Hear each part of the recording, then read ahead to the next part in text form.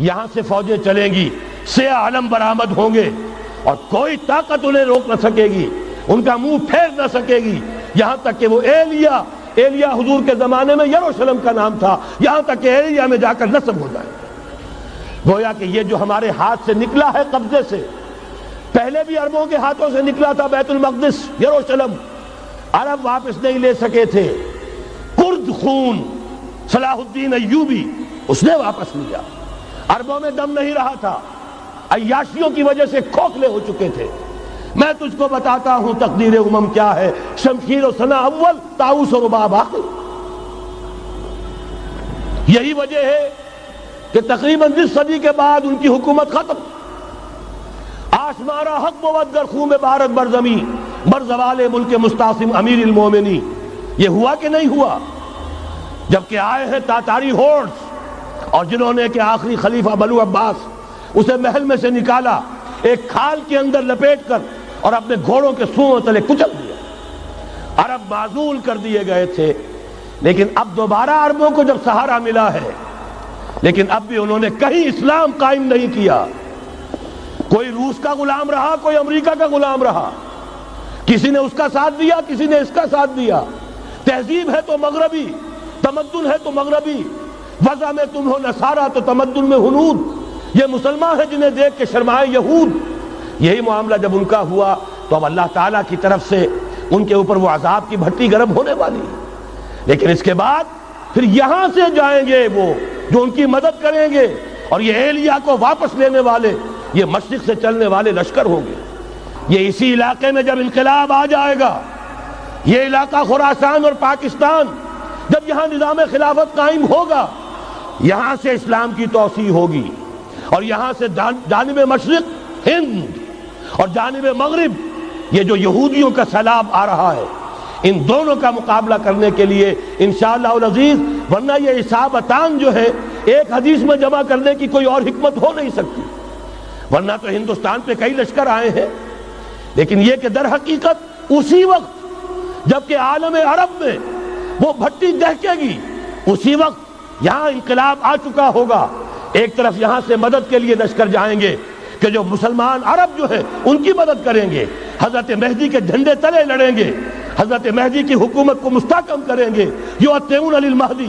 دوسری طرف وہ ہندوستان کی طرف پیش قدمی کریں گے، اور یہیں سے جیسے اس وقت سیلاب نکلا تھا جزیرہ نما عرب سے، ایک داہنی طرف ایک بائیں طرف، ایران، افغانستان، ترکستان، ادھر مصر، لیبیا، الجزائر، مراکش، موریطانیہ، اسی طریقے سے انشاءاللہ اسی علاقے سے اس کا آغاز ہوگا اور بات آگے بڑھے گی۔ تو غرب اثر حاصل کیا ہے؟ یہ ہونا ہے، پچھلے آثار ثابت کر رہے ہیں کہ ہونا ہے، حضور کی احادیث بتا رہی ہے کہ یہی سے ہونا ہے۔ ہوا صرف یہ ہے ہم بھٹک گئے، ہمیں اپنی منزل یاد نہ رہی۔ میں تو بہرحال ان لوگوں میں سے ہوں جنہوں نے نعرے لگائے تھے پاکستان کا مطلب کیا، لا الہ الا اللہ۔ میں سن 46 میں یہاں حبیبیہ ہال میں قائد اعظم نے مسلم اسٹوڈنٹ فیڈریشن کے جس اجلاس کو خطاب کیا تھا، ضلع حصار سے جو 2 ڈیلیگیٹ آئے تھے ان میں سے ایک میں تھا۔ میں نے بہرحال اس تحریک میں بھی حصہ لیا ہے، ایک ننھے کارکن کی حیثیت سے لیا ہے، پھر حالات کو بدلتے اپنے آنکھوں سے دیکھا ہے، ہم کہاں سے کہاں جا پہنچے ہیں۔ ضرورت صرف اس بات کی ہے کہ آج ہمارا حال یہ ہے، ہماری قیادت، ہماری سیاست ان لوگوں کے ہاتھ میں ہے کہ وہ فریب خوردہ شاہی کے پلاح و کرگسوں میں اسے کیا خبر کہ کیا ہے، تب وہ تاب جاویدانہ، ان کی تہذیب مغربی، ان کی ذہنیت مغربی، ان کی وضاقتہ مغربی، ان کا تمدن مغربی، ان کی سوچ مغربی، ان کے سارے اطوار مغربی۔ حضرت عمر رضی اللہ تعالیٰ عنہ قائد خلافت ہے، بیت المقدس کا محاصرہ کیا گیا، فصیل بڑی اونچی، شہر اندر سے سیلف سفیشینٹ، حملے کا راستہ کوئی نہیں، محاصرہ طول کھینچ رہا ہے، لیکن ان کے پاس رسد بھی موجود ہے، پانی بھی موجود ہے، وہ دروازے بند کر کے بیٹھے ہوئے۔ بالآخر اللہ تعالیٰ کی مشیت کا ظہور کیسے ہوا؟ ان کے کچھ علماء آئے فصیل پر، کہا دیکھو مسلمانوں، تم قیامت تک بھی یہاں پڑے رہو گے محاصرہ کر کے، ہمارا یہ شہر فتح نہیں ہوگا۔ ہاں ایک درویش بادشاہ کے ہاتھوں یہ شہر فتح ہونا ہے، لیکن تمہارے اندر ہمیں وہ نظر نہیں آ رہا۔ ابو عبیدہ بن الجراح رضی اللہ تعالی عنہ امین هذه الامہ، ان کا فوراً ذہن گیا وہ درویش بادشاہ مدینے میں بیٹھا ہوا ہے عمر رضی اللہ تعالی۔ اب ایک اور عمر بھی ہے جو قندھار میں بیٹھا ہے، نقشہ وہی ہے، سادگی کی حد تک نقشہ وہی، بالکل وہی، اپنی آنکھوں سے دیکھا ہے وہی سادگی۔ عمر اول عمر ثانی تھے عمر بن عبد العزیز۔ اب ایک اللہ کے فضل سے اللہ تعالیٰ ایدہ اللہ بنصرتہ، اللہ تعالیٰ ان کی نصرت فرمائے، دشمنوں کو ان کے مقابلے میں نیست و نابود کرے۔ انہوں نے ریکویسٹ بھیج دی کہ حضور تشریف لائیے، یہ شہر فتح ہو جائے گا۔ وہ ہے سفر تاریخی، اتنا طویل سفر، تقریباً 700 میل، ایک اونٹ، ایک خادم، ایک منزل پہ امیر المومنین اوپر بیٹھے، خادم آگے چل رہا ہے، اگلی منزل پہ خادم اوپر بیٹھا ہے، امیر المومنین آگے جا رہا ہے۔ اور جب پہنچے ہیں تو وہ باری تھی خادم کی، اس نے ہاتھ جوڑ دیا، حضور خدا کے لیے تم کیا کہیں گے لوگ، وہ میرا برا حال کر دیں گے، تمہیں شرم نہیں آئی؟ امیر المومنین پیدل آگے چل رہے ہیں نکیل پکڑ کر، اور تم بیٹھے ہو اوپر براجمان ہو۔ حضرت عمر فرمایا الدور دورک، نہیں، باری تمہاری ہے، بیٹھ۔ اس حال میں پہنچے ہیں، اور پھر یہ کہ ابو عبیدہ بن الجراح آئے ہیں، استقبال کیا ہے تو دیکھا ہے اس حال میں چلے آ رہے ہیں، عمر نکیل پکڑے ہوئے چلے آ رہے ہیں، اور کہتے ہیں کہ کہیں کیچڑ ویچڑ تھا، جوتے خراب ہو گئے تھے، وہ بھی اتار کے ہاتھ میں پکڑے ہوئے، کپڑے تو تھے ہی پھٹے ہوئے۔ انہوں نے کہا بھی حضرت ابو عبیدہ نے، دیکھیے یہ بڑا متمدن ملک ہے، بڑا مہذب علاقہ ہے یہ، آپ ذرا حلیہ اپنا دوست فرما لیں تب جا کے پیش ہم آپ کو کریں گے۔ آپ نے فرمایا نحن قوم اعزنا اللہ بالاسلام، ہم وہ قوم ہیں جنہیں اللہ نے عزت دی ہے اسلام کے ذریعے سے، کپڑوں کے ذریعے سے نہیں، دولت کے ذریعے سے نہیں۔ اسی حال میں گئے ہیں، اوپر سے انہوں نے کھڑے ہو کر نشانیاں دیکھی ہیں، اپنی کتابیں کھولی، ہاں یہ وہی ہے، اچھا لو جی سرنڈر، شہر تمہارے ہاتھ میں۔ خون کا ایک قطرہ نہیں بہا اور بیت المقدس فتح ہو گیا۔ لیکن اس وقت حضرت عمر نے ایک نرمی یہ کی کہ یہودیوں کے لیے بھی اسے اوپن سٹی قرار دے دیا۔ یہ احسان عظیم حضرت عمر کا، اس سے پہلے یہودی آ ہی نہیں سکتا تھا، داخل ہی نہیں ہو سکتا تھا، وہاں وہ آ کر وزٹ نہیں کر سکتا تھا، زیارت نہیں کر سکتا تھا اپنے مقدس مقامات کی۔ حضرت عمر نے یوں سمجھیے کہ تقریباً 550 برس کے بعد ان کے لیے راستہ کھولا ہے کہ ہاں تم آ سکتے ہو، زیارت کر سکتے ہو۔ لیکن یہ عیسائیوں نے لکھوایا معاہدے کے اندر، انہیں یہاں آپ آباد ہونے کی اجازت نہیں دیں گے، لیکن کم وزٹ دی پلیسز، دیکھیں، زیارتیں کریں اور جائیں۔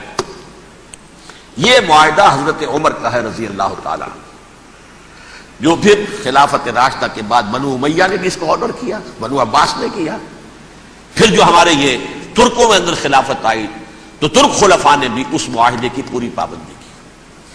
فلسطین میں آ سکتے ہیں یہودی صرف زائرین کی حیثیت سے، وہاں آباد نہیں ہو سکتے۔ اب آئیے اگلا دور آیا حضرت عثمان کا دور خلافت۔ یہ ہے وہ وقت کہ اب یہود نے امت مسلمہ کی پیٹھ میں چھڑا گھونپا۔ وہ کیسے؟ ایک یہودی عبداللہ ابن سبا اسلام کا لبادہ اوڑھ کر آ گیا، معاشرے کا جائزہ لے لیا، ان میں بنو ہاشم اور بنو امیہ میں جو پرانی کشاکش تھی اس کے کچھ نہ کچھ جراثیم باقی ہیں، اگر ان کو ذرا بھڑکا دے تو مسلمانوں میں انتشار پیدا ہو جائے۔ کہا یہ عثمان کون ہے؟ یہ تو بنو امیہ میں سے ہے، یہ حق تو بنو ہاشم کا ہے، خلافت ان کے پاس ہونی چاہیے، محمد کے تو رشتہ دار وہ ہے صلی اللہ علیہ وسلم۔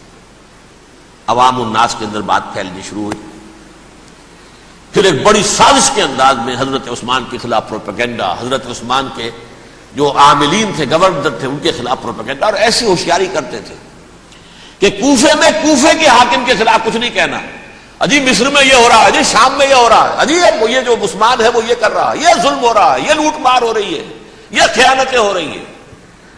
اب نہ تو اس زمانے میں مینز آف کمیونیکیشن، کیسے تصدیق کریں؟ افواہیں تو آپ آج کراچی کے اندر شروع ہو جائے تو پتہ نہیں چل سکتا کسی کو کہ کیا اس میں صداقت ہے کیا جھوٹ ہے. اور بری بات جو ہے فطرت انسانی کی کمزوری ہے وہ فوراً قبول کرتا ہے. کسی کے بارے میں اچھی بات ماننے کو تیار نہیں ہوتا لیکن بری بات تو فوراً تیار. بہرحال یہ فتنہ انہوں نے اٹھایا، حضرت علی کی الوہیت کا فتنہ اٹھایا، حضرت عثمان کے خلاف الفتنۃ الکبریٰ برپا کیا. حضرت عثمان شہید ہوئے. اس کے بعد 5 برس تک مسلمان ایک دوسرے کی گردنیں کاٹتے رہے. باہمی خانہ جنگی ہوئی. امت کو وہ زخم لگایا ہے جو آج تک جس سے خون رس رہا ہے. یہ شیعان عثمان اور شیعان علی تھے جو بعد میں پھر سنی اور شیعہ ہو اور آج تک ہے. فتنہ کس نے جگایا؟ ایک عبداللہ ابن سبا یہودی اور اس کے کارندے، شیطان کا ایجنٹ، اور انسانوں میں سے بھی اس کے جو بھی حواریین تھے اور شیطانوں کے اندر سے بھی تھے، انہوں نے بھی اس آگ کو بھڑکایا. یہ آپ سوچ لیجئے کہ یہ کس نے وہ زخم لگایا؟ یہودی. اگلا دور آیا، خلافت راشدہ ختم ہوئی، بنو امیہ کا بھی دور کافی گزر گیا. طارق ابن زیاد 712 عیسوی میں حملہ کرتے ہیں اسپین پر. اسپین اس وقت عیسائیت کا بہت بڑا گڑھ، بڑے کٹر ترین عیسائی جو ہے وہ اسپین میں تھے. لہذا یہودیوں کی وہاں بہت پٹائی ہوتی تھی، بہت پٹائی ہوتی. یہ میں بتا چکا ہوں، دشمنی تھی ان کی تو چلی آ رہی تھی عیسائیوں کے ہاتھوں یہودیوں کی. وہ تو سن 300 عیسوی سے ایمپرر کانسٹنٹائن کے بعد سے شروع ہو گئی تھی. اس حوالے سے یہودیوں نے اس وقت چالاکی یہ برتی، کچھ راستے واسطے بتائے، کچھ مدد کی طارق ابن زیاد کی. طارق ابن زیاد نے انہیں اپنا محسن سمجھا. ہسپانیہ فتح ہو گیا تو یہودی چونکہ محسنین کی فہرست میں آ چکے تھے، انہیں بہت اقتدار نصیب ہوا. بڑی سپورٹ مسلمانوں نے دی. ان کے بڑے بڑے علماء جو اسی دور کے اندر پیدا ہوئے، بڑے بڑے تھنکرز ان کے اسی دور میں پیدا ہوئے. بن گوریون جو کہ ایک وزیر اعظم تھا اسرائیل کا، اس نے یہ لکھا اپنی کتاب میں، Muslim Spain was the golden era of our diaspora. وہ ڈائسپورا جو 70 عیسوی سے شروع ہوا تھا اور 1917 عیسوی تک جاری رہا ہے، اس میں سے گولڈن ایرا ہمارا جو تھا وہ مسلم اسپین تھا. ہسپانیہ میں بیٹھ کر ہم نے عیش کیے. لیکن وہاں سے انہوں نے اور جو کچھ کیا، یہ تو داستان کے تو بہت سے گوشے ہیں، لیکن میں جس اسٹریٹ لائن میں چل رہا ہوں اس کے اعتبار سے ایک بات سمجھ لیجیے. وہاں بیٹھ کر انہوں نے اب عیسائیت کی پیٹھ میں چھرا گھونپا، پروٹیسٹنٹ مذہب پیدا کیا، تقسیم کر دیا. جیسے شیعہ سنی کی تقسیم، عبداللہ ابن سبا، رومن کیتھولک اور پروٹیسٹنٹ کی تقسیم، یہودی علماء. ہوتا کیا تھا؟ ہسپانیہ کی یونیورسٹیاں ہیں، کارڈووا میں ہے، ٹولیڈو میں ہے، گریناڈا میں ہے، غرناطہ، قرطبہ، تولیتلا، اور وہاں آتے تھے لوگ. فرانس سے چلے آ رہے ہیں نوجوان پڑھنے کے لیے، جرمنی سے چلے آ رہے ہیں، اٹلی سے چلے آ رہے ہیں. 3 ہی ملک قریب ترین پڑھتے ہیں سینٹرل جو یورپ کے ہیں. یہاں پر جو ہے وہ اسلام جو نور پھیلا رہا تھا اس سے بھی مستفیض ہوئے. جہالت کے جو ہے پردے ان کے وہ چھٹے. اس کے ساتھ ہی وہ یہودی وہاں ان کے اندر جو جراثیم داخل کر رہے تھے وہ اس عیسائیت کے خلاف بغاوت تھی جو اس وقت دنیا میں. اب میں آپ کو ذرا اس جو انسانوں میں سے انسان دشمنی کا جن کا سب سے بڑا رول ہے، میں ان کی 2000 سالہ تاریخ کا آپ کے سامنے نقشہ رکھنا چاہتا ہوں. ان 1400 سال کا تو میں نے صرف 4 آپ کو پوائنٹس بتائے. موسیٰ سے عیسیٰ تک 1400 برس علیہ الصلوۃ والسلام. 2 مرتبہ عروج، 2 مرتبہ زوال. اشیریوں کے ہاتھوں پٹوائی، بابلیوں کے ہاتھوں پٹانا، گریکس کے ہاتھوں مرمت، رومنس کے ہاتھوں مرمت. یہ جو 2000 سال ہیں، کیونکہ اب تو ظاہر بات ہے 21ویں صدی شروع ہو گئی، 20 صدیاں حضرت مسیح کو پوری ہو گئی. پہلی بات نوٹ کیجئے، حضرت مسیح کی پیدائش ہے سن 1 قبل مسیح. یہ نقطہ آپ نے کبھی سنا ہے یا نہیں؟ جب ملینیم کا سلسلہ شروع ہوا تھا پچھلے سال تو میں نے بیان کر دیا تھا کہ ایک عجیب حساب کے اندر انہوں نے غلطی کی ہوئی ہے.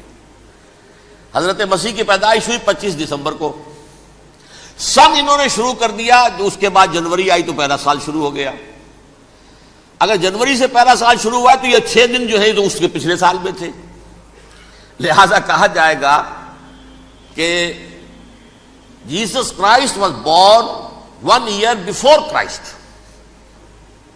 BC. تو ایک قبل مسیح میں حضرت مسیح کی پیدائش ہوئی. یہ آخری اسرائیلی نبی اور رسول. یہودی علماء کی مخالفت، دشمنی، سولی پر چڑھوا دینا میں بیان کر چکا ہوں. سن 33 عیسوی میں جبکہ حضرت مسیح کی عمر 33 برس تھی، اللہ تعالیٰ نے انہیں زندہ آسمان پر اٹھا لیا. لیکن یہودیوں نے اپنے خیال کے مطابق انہیں سولی پر چڑھوا دیا، ان کی موت واقع ہو گئی. اگرچہ اس کے بعد یہ اختلاف ہے ان میں. یہودی کہتے ہیں وہ سولی پر چڑھ گیا، ختم ہوا، مر گیا. عیسائی کہتے ہیں نہیں، انتقال ہوا ہے مسیح کا صلیب پر، لیکن پھر وہ دوبارہ زندہ ہو گئے ہیں. ان کی لاش ایک غار میں رکھ دی گئی تھی، وہاں ریزریکشن ہو گیا، ان کا باعث بعد الموت وہی ہو گیا، اور پھر انہیں اللہ نے زندہ آسمان پر اٹھا لیا. تو ہمارے اور عیسائیوں کے درمیان نوٹ کر لیجئے، یہ چیز مشترک ہے کہ حضرت مسیح آسمان پر زندہ اٹھائے گئے. فرق کیا ہے؟ وہ سمجھتے ہیں کہ سولی دیے گئے، سولی پر مرے، پھر زندہ ہوئے، پھر گئے. ہم سمجھتے ہیں کہ نہیں، وما صلبوہ وما قتلوہ، انہوں نے نہ صلیب دے سکے انہیں اور نہ انہیں قتل کر سکے، بل رفع اللہ الیہ، اللہ نے اٹھا لیا. پھر ہمارا اور یہ اس کا عیسائیوں کا ایک اور اتفاق ہے، سیکنڈ کمنگ آف جیسس، حضرت مسیح دوبارہ آئیں گے. یہ عیسائیوں کا بھی عقیدہ ہے اور ہمارا بھی. بہرحال تو جیسا کہ میں نے عرض کیا کہ اس وقت یہ عذاب استیصال، عذاب اکبر کے مستحق ہو چکے تھے، لیکن اللہ نے ان کی مدت دراز کی ہے.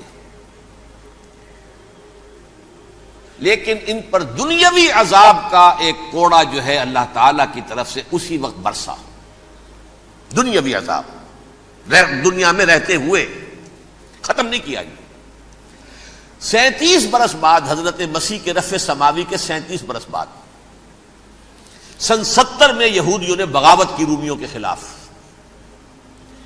رومی ٹائٹس جنرل تھا ایک، اس نے پھر جو حملہ کیا ہے، 1,33,000 یہودی ایک دن میں قتل کیا یروشلم میں،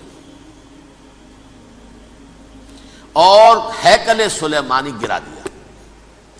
وہ ہیکل پہلے بھی گرا تھا، پہلے 1400 سال کے دوران میں بھی نبوکڈنضر نے گرایا تھا، لیکن پھر اس کے 150 سال بعد انہوں نے دوبارہ بنا لیا تھا، اس لیے وہ اسے سیکنڈ ٹیمپل کہتے ہیں. پہلا ٹیمپل جو حضرت سلیمان نے بنایا تھا، نبوکڈنضر نے گرا دیا 587 قبل مسیح میں، پھر دوبارہ انہوں نے 150 سال کے بعد بنا لیا. وہ اس تاریخ کا حصہ ہے، میں نے جس کے بارے میں آپ کو تفصیل نہیں بتائی. اس میں یہ ہوا سن 70 میں وہ گرا دیا گیا، وہ آج تک گرا پڑا ہوا ہے.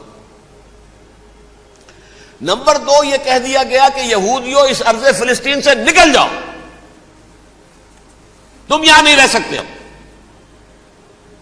لہذا جس کا جہاں سینگ سمایا چلا گیا. یورپ میں چلے گئے، ایشیا میں آ گئے، عرب میں آ گئے. یہ 3 قبیلے جو رات بھی میں نے عرض کیا تھا، بنو قینقاع، بنو نذیر اور بنو قریظہ، یہ وہاں سے آ کے مدینے میں آباد ہو گئے. جس کا جہاں سینگ سمایا، افریقہ میں، ہندوستان میں، جہاں چلے گئے. ڈایاسپورا اسے کہتے ہیں، وہ آپ نوٹ کر لیجیے اس لفظ کو، ڈایاسپورا. ہمارا دور انتشار، جبکہ ہمیں ہماری اصل سرزمین تو فلسطین ہے، حضرت ابراہیم کا مسکن، حضرت اسحاق، حضرت یعقوب کا مسکن فلسطین، یہ ہے ہماری اصل جاگیر، یہ تو ہماری جدی پشتی جاگیر ہے. لیکن یہاں سے نکال دیے گئے سن 70 عیسوی میں، اور وہاں سے لے کے 1917 تک ان کا ڈایاسپورا جاری رہا. یہ دور انتشار ہے. اس دور انتشار کے اب چند حصے ہیں جس کو میں چاہتا ہوں کہ آپ علیحدہ علیحدہ سمجھ لیں. دور انتشار کا جو پہلا جو ہے تقریباً 300 برس رومی حکمران تھے. وہ یہودیوں کے بھی دشمن تھے اور عیسائیوں کے بھی دشمن تھے. عیسائی اور یہودی ایک دوسرے کے بھی دشمن تھے، لیکن رومی سمجھتے تھے کہ یہ ایک ہی تھیلی کے چٹے بٹے ہیں. رومیوں کے نزدیک عیسائی بھی یہودیوں ہی کا ایک فرقہ تھے، کوئی علیحدہ مذہب تو تھا ہی نہیں. لہذا رومی جو ہیں رومنز، وہ ان دونوں کو ستاتے تھے، مارتے تھے، اور یہ آپس میں لڑتے تھے. یہودی عیسائیوں کو مارتے تھے، عیسائی یہودیوں کو مارتے تھے. یہ ہے 300 برس تک کی تاریخ. سن 300 عیسوی میں کیا ہوا؟ ایک معجزہ ہو گیا. بہت عظیم ایمپرر کانسٹینٹائن، قسطنطین اعظم، رومن ایمپررز میں سے بہت بڑا ایمپرر، وہ عیسائی ہو گئے. اب تو معاملہ بالکل تلپٹ ہو گیا، پوری سلطنت عیسائی ہو گئی. اب عیسائیوں کے عیش ہو گئے اور یہودیوں پہ مار پڑنی شروع ہوئی. اب عیسائیوں کا آپ خود سوچئے کہ جنہیں وہ خدا بنا بیٹھے ہیں، خدا کا بیٹا قرار دے رہے ہیں، ان کے قاتل کون؟ یہودی بدماش.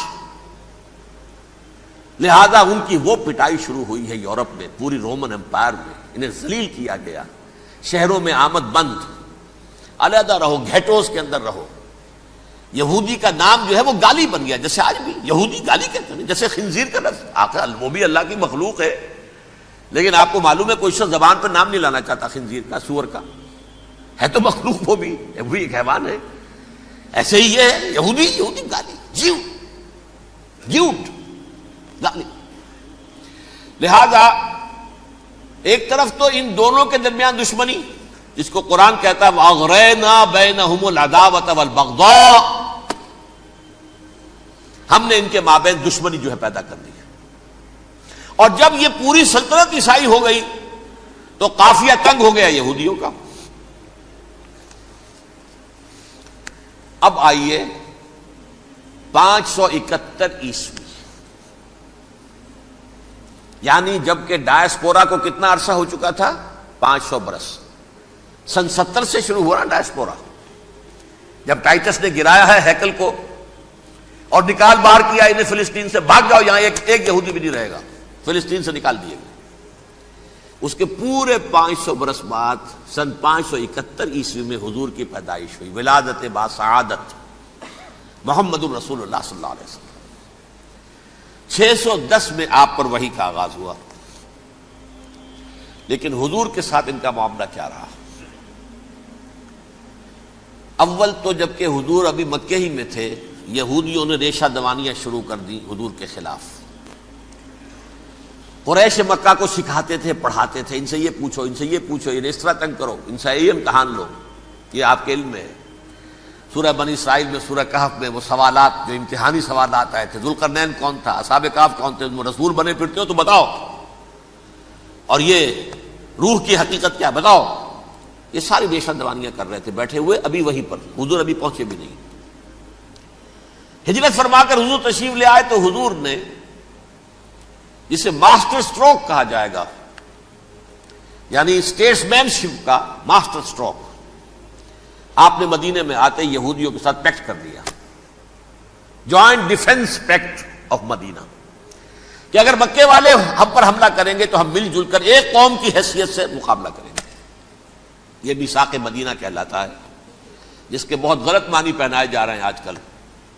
بہرحال میں موضوع میرا چونکہ یہ نہیں، میں ادھر نہیں جاؤں گا. لیکن ہوا کیا؟ ہر مرتبہ یہ خیانت کے مرتکب ہوئے. ان نے جو عہد کیے تھے ان سے پھرے، اندر ہی اندر سازش، ریشہ دوانی، حضور کی بدترین دشمنی. سورہ نساء کی آیت نمبر 12 میں 14 میں 13 میں فرمایا ہے لا تزال تطلع علی خائنۃ منہم. اے نبی، ہمیشہ آپ کے علم میں ان کی طرف سے خیانتیں، بددیانتیاں آتی رہیں گی. اور بار بار وہ مسلسل جنگ کی آگ بھڑکاتے تھے. قریش کو دعوت دیتے، آؤ آؤ آؤ، ہم اندر سے بغاوت کر دیں گے، تم آؤ تو صحیح، ختم کریں محمد کو اور اہل ایمان کو صلی اللہ علیہ وسلم ورضی اللہ تعالی عنہم اجمعین. لیکن پھر جب وہ آتے تھے تو یہ دبک جاتے تھے، ان میں ہمت نہیں تھی. میدان کے مرد نہیں رہے تھے. کہ سورہ حشر میں ان کا نقشہ کھینچا گیا ہے. کھلے میدان میں مقابلے کی اس کے اندر صلاحیت ہی نہیں ہے. یہ تو فصیلوں کے پیچھے سے، جیسے عورتیں کہیں دیہات میں لڑائی ہوتی ہے تو مرد جو ہے گلیوں میں لڑتے ہیں، عورتیں اوپر سے پتھر پھینکتی ہیں، بس وہ کام یہ کر سکتے تھے. من ورائے جدر، فصیلوں کے پیچھے سے، جنگ میں میدان میں نہیں آ سکتے. بہرحال قرآن مجید میں ہے یہ سورہ مائدہ کی آیت نمبر 64 کلما اوقدوا نارا للحرب اطفاها اللہ. اکثر و بیشتر مواقع پر تو یہ جب آگ بھڑکاتے تھے جنگ کی، اللہ اسے بجھا دیتا تھا. لیکن بہرحال اس کے باوجود جنگیں ہوئی، غزوہ بدر، غزوہ احد ہوئی کہ نہیں؟ یہ ساری اصل شرارت ہوئی. اور اس کے نتیجے میں حضور نے پھر ایک ایک کر کے 3 قبیلوں کو سزا دی. غزوہ بدر کے فوراً بعد بنو قینقاع نکالے گئے مدینے سے، غزوہ احد کے فوراً بعد بنو نذیر نکالے گئے، اور غزوہ احزاب کے بعد بنو قریظہ نکال دیے گئے. یہ تو میں نے آپ کے سامنے رکھ دیا صرف حضور کے زمانے میں ان کا کیا رویہ رہا. دشمن، رات بھی ہم نے وہ آیت پڑھی تھی، لَتَجِدَنَّ أَشَدَّ النَّاسِ عَدَاوَةً لِلَّذِينَ آمَنُوا الْيَهُودُ وَالَّذِينَ أَشْرَكُوا. اہل ایمان کی دشمنی میں شدید ترین تم پاؤ گے یہودیوں کو اور مشرکین کو. مشرکین بھی بعد میں ہے، پہلے یہودی. حضور کے بعد کیا ہوا اب یہ نوٹ کیجئے، یہ ان کی تاریخ کا دوسرا دور. حضرت عمر رضی اللہ تعالیٰ عنہ کا عہد خلافت ہے. بیت المقدس کا محاصرہ کیا گیا، فصیل بڑی اونچی، شہر اندر سے سیلف سفیشینٹ، حملے کا راستہ کوئی نہیں. محاصرہ طول کھینچ رہا ہے لیکن ان کے پاس رسد بھی موجود ہے، پانی بھی موجود ہے، وہ دروازے بند کر کے بیٹھے ہوئے ہیں. بالآخر اللہ تعالیٰ کی مشیت کا ظہور کیسے ہوا؟ ان کے کچھ علماء آئے فصیل پر، کہا دیکھو مسلمانوں، تم قیامت تک بھی یہاں پڑے رہو گے محاصرہ کر کے، ہمارا یہ شہر فتح نہیں ہوگا. ہاں ایک درویش بادشاہ کے ہاتھوں یہ شہر فتح ہونا ہے، لیکن تمہارے اندر ہمیں وہ نظر نہیں آ رہا. ابو عبیدہ بن الجراح رضی اللہ تعالی عنہ، امین هذه الامہ، ان کا فوراً ذہن گیا وہ درویش بادشاہ مدینے میں بیٹھا ہوا ہے عمر رضی اللہ تعالی. اب ایک اور عمر بھی ہے جو قندھار میں بیٹھا ہے. نقشہ وہی ہے، سادگی کی حد تک نقشہ وہی ہے، بالکل وہی، اپنی آنکھوں سے دیکھا ہے وہی سادگی. عمر اول عمر ثانی تھے عمر بن عبد العزیز. اب ایک اللہ کے فضل سے اللہ تعالیٰ ایدہ اللہ بنصرتہ، اللہ تعالیٰ ان کی نصرت فرمائے، دشمنوں کو ان کے مقابلے میں نیست و نابود کرے. انہوں نے ریکویسٹ بھیج دی کہ حضور تشریف لائیے، یہ شہر فتح ہو جائے گا. وہ ہے سفر تاریخی، اتنا طویل سفر، تقریباً 700 میل، ایک اونٹ، ایک خادم، ایک منزل پہ امیر المومنین اوپر بیٹھے، خادم آگے چل رہا ہے، اگلی منزل پہ خادم اوپر بیٹھا ہے، امیر المومنین آگے جا رہے ہیں. اور جب پہنچے ہیں تو وہ باری تھی خادم کی. انہوں نے ہاتھ جوڑ دیا، حضور خدا کے لیے تم کیا کہیں گے لوگ، وہ میرا برا حال کر دیں گے، تمہیں شرم نہیں آئی؟ امیر المومنین پیدل آگے چل رہے ہیں نکیل پکڑ کر، اور تم بیٹھے ہو اوپر براجمان ہو. حضرت عمر فرمایا الدور دورک، نہیں باری تمہاری ہے، بیٹھ. اس حال میں پہنچے ہیں. اور پھر یہ کہ ابو عبیدہ بن الجراح آئے ہیں، استقبال کیا ہے تو دیکھا ہے اس حال میں چلے آ رہے ہیں. عمر نکیل پکڑے ہوئے چلے آ رہے ہیں، اور کہتے ہیں کہ کہیں کیچڑ ویچڑ تھا، جوتے خراب ہو گئے تھے، وہ بھی اتار کے ہاتھ میں پکڑے ہوئے، کپڑے تو تھے ہی پھٹے ہوئے. انہوں نے کہا کہ حضرت ابو عبیدہ نے، دیکھیے یہ بڑا متمدن ملک ہے، بڑا مہذب علاقہ ہے، یہ آپ ذرا حلیہ اپنا دوست فرما لیں تب جا کے پیش ہم آپ کو کریں گے. آپ نے فرمایا نحن قوم اعزنا اللہ بالاسلام، ہم وہ قوم ہیں جنہیں اللہ نے عزت دی ہے اسلام کے ذریعے سے، کپڑوں کے ذریعے سے نہیں، دولت کے ذریعے سے نہیں. اسی حال میں گئے ہیں. اوپر سے انہوں نے کھڑے ہو کر نشانیاں دیکھی ہیں، اپنی کتابیں کھولی، ہاں یہ وہی ہیں. اچھا لو جی سرنڈر، شہر تمہارے ہاتھ میں. خون کا ایک قطرہ نہیں بہا اور بیت المقدس فتح ہو گیا. لیکن اس وقت حضرت عمر نے ایک نرمی یہ کی کہ یہودیوں کے لیے بھی اسے اوپن سٹی قرار دے دیا. یہ احسان عظیم حضرت عمر کا. اس سے پہلے یہودی آ ہی نہیں سکتا تھا، داخل ہی نہیں ہو سکتا تھا، وہاں وہ آ کر وزٹ نہیں کر سکتا تھا، زیارت نہیں کر سکتا تھا اپنے مقدس مقامات کی. حضرت عمر نے یوں سمجھیے کہ تقریباً 550 برس کے بعد ان کے لیے راستہ کھولا ہے کہ ہاں تم آ سکتے ہو، زیارت کر سکتے ہو. لیکن یہ عیسائیوں نے لکھوایا معاہدے کے اندر، انہیں یہاں آپ آباد ہونے کی اجازت نہیں دیں گے، لیکن کم وزٹ دی پلیسز، دیکھیں زیارتیں کریں اور جائیں.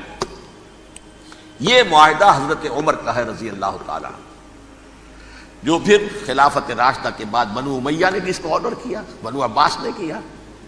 پھر جو ہمارے یہ ترکوں میں اندر خلافت آئی تو ترک خلفاء نے بھی اس معاہدے کی پوری پابندی کی. فلسطین میں آ سکتے ہیں یہودی صرف زائرین کی حیثیت سے، وہاں آباد نہیں ہو سکتے. اب آئیے اگلا دور آیا حضرت عثمان کا دور خلافت.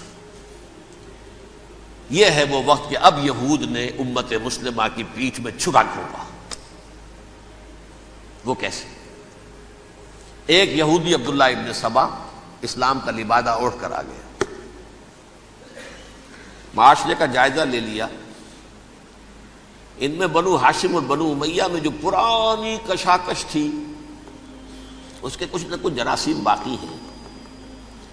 اگر ان کو ذرا بھڑکا دے تو مسلمانوں میں انتشار پیدا ہو جائے.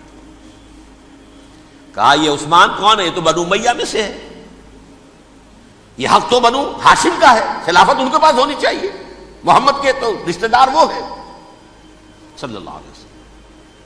عوام الناس کے اندر بات پھیلنی شروع ہوئی. پھر ایک بڑی سازش کے انداز میں حضرت عثمان کے خلاف پروپیگنڈا، حضرت عثمان کے جو عاملین تھے، گورنر تھے، ان کے خلاف پروپیگنڈا، اور ایسی ہوشیاری کرتے تھے کہ کوفے میں کوفے کے حاکم کے خلاف کچھ نہیں کہنا. اجی مصر میں یہ ہو رہا ہے، اجی شام میں یہ ہو رہا ہے، اجی یہ جو عثمان ہے وہ یہ کر رہا ہے، یہ ظلم ہو رہا ہے، یہ لوٹ مار ہو رہی ہے، یہ خیانتیں ہو رہی ہیں. اب نہ تو اس زمانے میں مینز آف کمیونیکیشن، کیسے تصدیق کریں؟ افواہیں تو آپ آج کراچی کے اندر شروع ہو جائے تو پتہ نہیں چل سکتا کسی کو کہ کیا اس میں صداقت ہے کیا جھوٹ ہے. اور بری بات جو ہے فطرت انسانی کی کمزوری ہے، وہ فوراً قبول کرتا ہے. کسی کے بارے میں اچھی بات ماننے کو تیار نہیں ہوتا، لیکن بری بات تو فوراً تیار. بہرحال یہ فتنہ انہوں نے اٹھایا، حضرت علی کی الوہیت کا فتنہ اٹھایا، حضرت عثمان کے خلاف الفتنۃ الکبریٰ برپا کیا. حضرت عثمان شہید ہوئے. اس کے بعد 5 برس تک مسلمان ایک دوسرے کی گردنیں کاٹتے رہے، باہمی خانہ جنگی ہوئی. امت کو وہ زخم لگایا ہے جو آج تک جس سے خون رس رہا ہے. یہ شیعان عثمان اور شیعان علی تھے جو بعد میں پھر سنی اور شیعہ ہو اور آج تک ہے. فتنہ کس نے جگایا؟ ایک عبداللہ ابن سبا یہودی اور اس کے کارندے، شیطان کا ایجنٹ، اور انسانوں میں سے بھی اس کے جو بھی حواریین تھے اور شیطانوں کے اندر سے بھی تھے، انہوں نے بھی اس آگ کو بھڑکایا. یہ آپ سوچ لیجئے کہ یہ کس نے وہ زخم لگایا؟ یہودی. اگلا دور آیا، خلافت راشدہ ختم ہوئی، بنو امیہ کا بھی دور کافی گزر گیا. طارق ابن زیاد 712 عیسوی میں حملہ کرتے ہیں اسپین پر. اسپین اس وقت عیسائیت کا بہت بڑا گڑھ، بڑے کٹر ترین عیسائی جو ہے وہ اسپین میں تھے. لہذا یہودیوں کی وہاں بہت پٹائی ہوتی تھی. یہ میں بتا چکا ہوں، دشمنی تھی ان کی تو چلی آ رہی تھی عیسائیوں کے ہاتھوں یہودیوں کی. وہ تو سن 300 عیسوی سے ایمپرر کانسٹنٹائن کے بعد سے شروع ہو گئی تھی. اس حوالے سے یہودیوں نے اس وقت چالاکی یہ برتی، کچھ راستے واسطے بتائے، کچھ مدد کی طارق ابن زیاد کی. طارق ابن زیاد نے انہیں اپنا محسن سمجھا. ہسپانیہ فتح ہو گیا تو یہودی چونکہ محسنین کی فہرست میں آ چکے تھے، انہیں بہت اقتدار نصیب ہوا. بڑی سپورٹ مسلمانوں نے دی. ان کے بڑے بڑے علماء جو ہیں اسی دور کے اندر پیدا ہوئے، بڑے بڑے تھنکرز ان کے اسی دور میں پیدا ہوئے. بن گوریون جو کہ ایک وزیر اعظم تھا اسرائیل کا، اس نے یہ لکھا ہے اپنی کتاب میں، Muslim Spain was the golden era of our diaspora. وہ ڈائسپورا جو 70 عیسوی سے شروع ہوا تھا اور 1917 عیسوی تک جاری رہا ہے، اس میں سے گولڈن ایرا ہمارا جو تھا وہ مسلم اسپین تھا. ہسپانیہ میں بیٹھ کر ہم نے عیش کیے. لیکن وہاں سے انہوں نے اور جو کچھ کیا، یہ تو داستان کے بہت سے گوشے ہیں، لیکن میں جس اسٹریٹ لائن میں چل رہا ہوں اس کے اعتبار سے ایک بات سمجھ لیجیے. وہاں بیٹھ کر انہوں نے اب عیسائیت کی پیٹھ میں چھرا گھونپا، پروٹیسٹنٹ مذہب پیدا کیا، تقسیم کر دیا. جیسے شیعہ سنی کی تقسیم، عبداللہ ابن سبا، رومن کیتھولک اور پروٹیسٹنٹ کی تقسیم، یہودی علماء. ہوتا کیا تھا؟ ہسپانیہ کی یونیورسٹیاں ہیں، کارڈووا میں ہے، ٹولیڈو میں ہے، گریناڈا میں ہے، غرناطہ، قرطبہ، تولیتلا، اور وہاں آتے تھے لوگ فرانس سے چلے آ رہے ہیں نوجوان پڑھنے کے لیے، جرمنی سے چلے آ رہے ہیں، اٹلی سے چلے آ رہے ہیں، 3 ہی ملک قریب ترین پڑھتے ہیں سینٹرل جو یورپ کے ہیں۔ یہاں پر جو ہے وہ اسلام جو نور پھیلا رہا تھا اس سے بھی مستفیض ہوئے، جہالت کے جو ہے پردے ان کے وہ چھٹے، اس کے ساتھ ہی وہ یہودی وہاں ان کے اندر جو جراثیم داخل کر رہے تھے وہ اس عیسائیت کے خلاف بغاوت تھی جو اس وقت دنیا میں عیسائیت اس وقت تھی، پوپ کا راج تھا دنیا میں اس وقت۔ یورپ میں جو عیسائیت تھی اس میں ایک طرف بادشاہ تھے، لیکن بادشاہوں کی حیثیت وہاں پر یوں سمجھ لیجئے کٹ پتلیوں کی تھی، اصل قوت پوپ کے ہاتھ میں تھی۔ اور پوپ کو انہوں نے جیسے قرآن نے کہا اتخذوا احبارهم ورهبانهم اربابا من دون اللہ، کیونکہ سینٹ پال نے شریعت موسوی ساقط کر دی تھی تو اب شریعت تھی ہی نہیں، پوپ کو اختیار تھا جس چیز کو چاہے حلال قرار دے دے، جس چیز کو چاہے حرام قرار دے دے۔ اتخذوا احبارهم ورهبانهم اربابا من دون اللہ۔ انہوں نے کہا صاحب یہ پوپ کس بلا کا نام ہے، یہ بھی انسان ہے، بات تو ٹھیک تھی نا، اصل حیثیت تو کتاب کی ہونی چاہیے نا، ڈیوائن بک، دی ریویلڈ اسکرپچر، لہذا اور یہ کتاب ہر شخص پڑھ سکتا ہے، کوئی پوپ کے باپ کو جو ہے کوئی اس کے لیے پروپرائٹری رائٹس تو نہیں ہے کہ صرف پوپ پڑھ سکتا ہے یا پادری پڑھ سکتے ہیں، ہم بھی پڑھ سکتے ہیں، ہم بھی سمجھ سکتے ہیں۔ یہ باتیں تھی کہ جن کو بڑھا چڑھا کر بیان کر کے اور پوپ کا اقتدار ختم کرا دیا اور توجہ مرکوز کر دی بائبل کی طرف۔ اب بائبل میں بڑا حصہ تو اولڈ ٹیسٹامنٹ کا ہے، نتیجہ کیا ہوا؟ یہود کی عظمت پروٹیسٹنٹس کے نزدیک مسلم ہو گئی۔ اصل قوم تو یہ ہے، وہ دشمنی بدلی کہ نہیں بدلی؟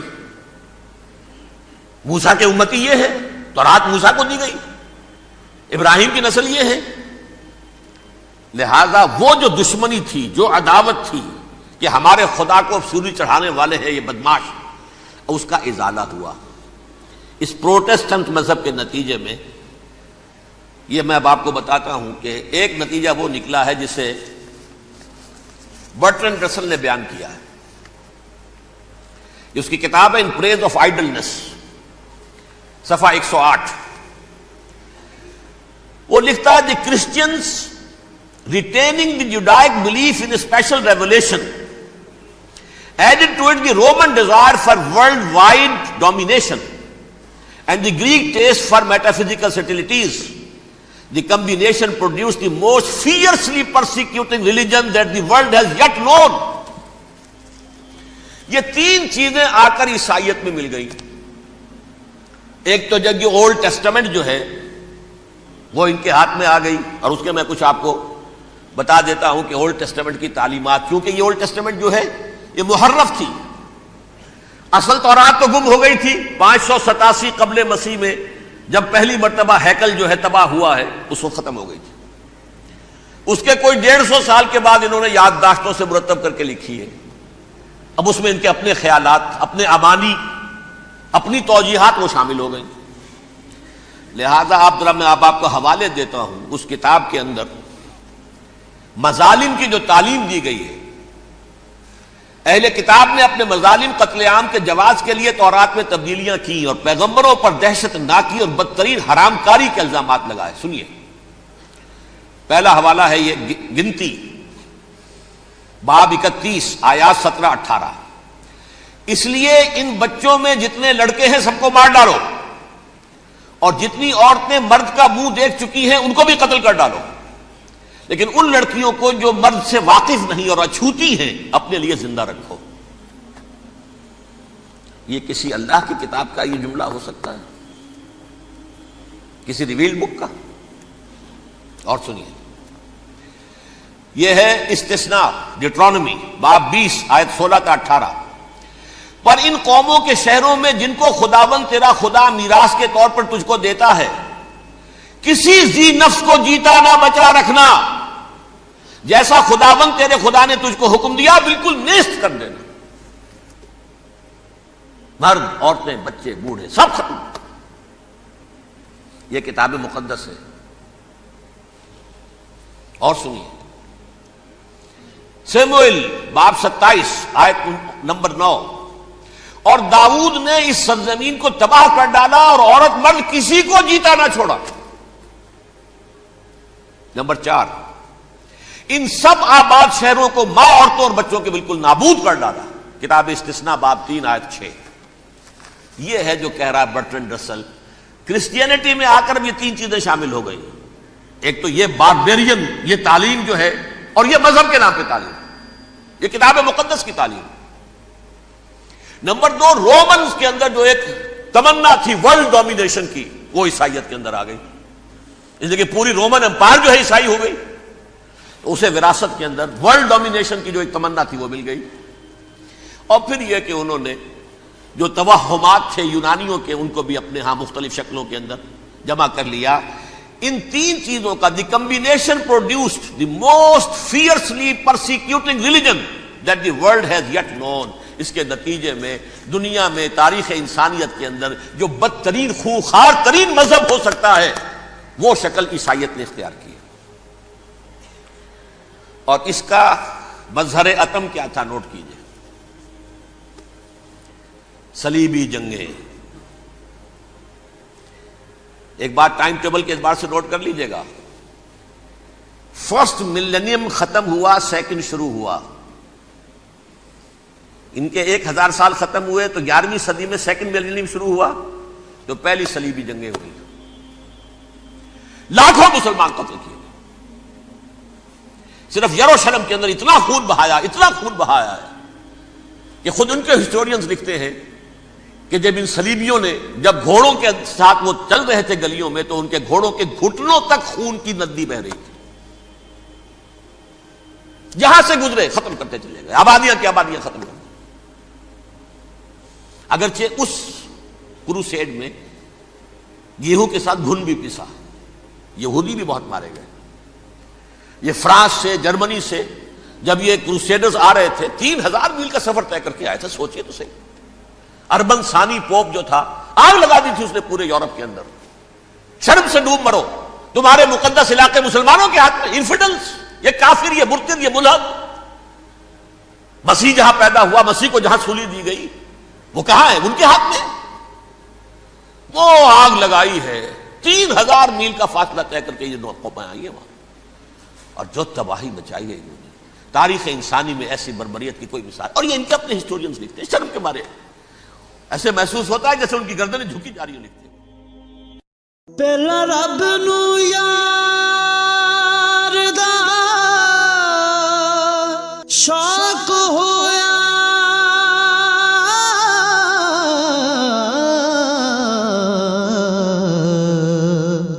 نبی پاک دا کرن جمال مائیں آیا، وہی لے کے ہویا ترت حاضر، تے لیا یار نے یار نو پال مائیں۔